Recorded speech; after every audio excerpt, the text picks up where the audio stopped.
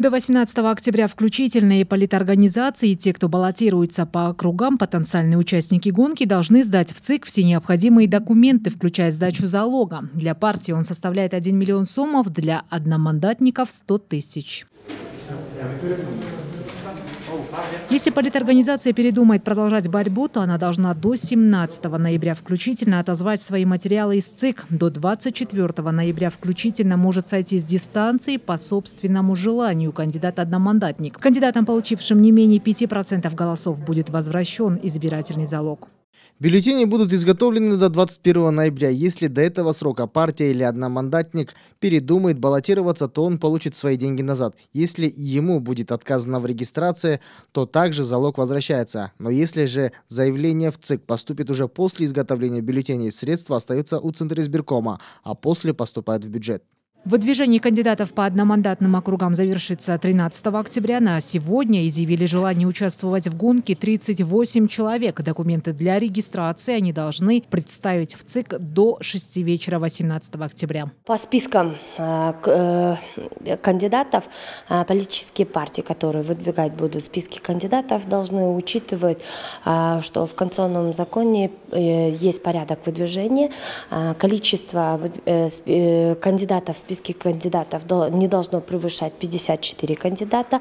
При этом они должны учитывать, что не должен превышать 70% одного пола представительность.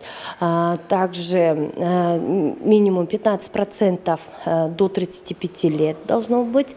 Из них трое должны быть в первые 25 в списке.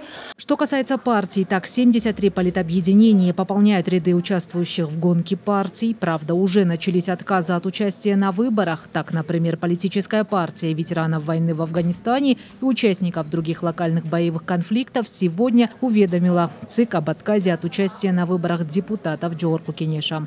Окружной комиссияларды жана жергиликтүү комиссияларды азыр окутуу процесстерде жүрүүдө. Сейчас мы обучаем представителей окружных комиссий. Сейчас закреплено 36 округов. На один округ мы рассчитываем 100 тысяч избирателей, но с отклонением на 25%. Если больше будет избирателей, то мы объединяем эти округи.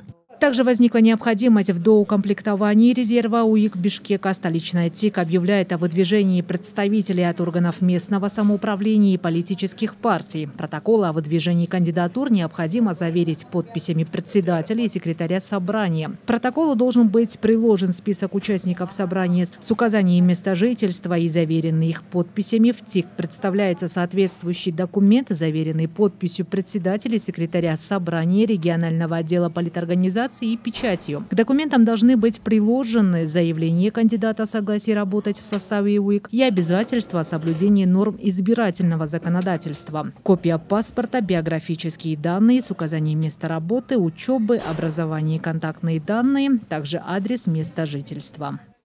Депутат Жогорку Кенеша – депутат местного мандата, должностное лицо госорганов и органов местного самоуправления, судья, работник правоохранительного органа, военнослужащий, кандидат, представитель кандидата и политической партии, имеющий гражданство иного государства, тот, чья судимость не снята или не погашена в установленном законом порядке, член другой избирательной комиссии.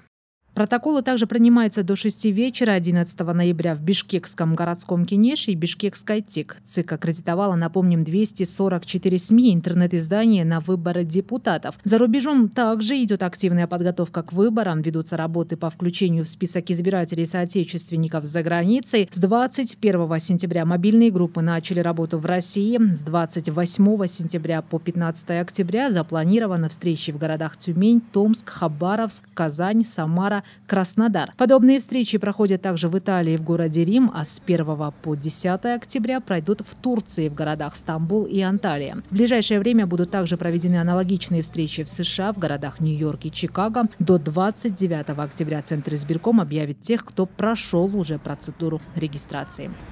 Элиза Балбакова, Раскельды Кокулбеков, Алато 24.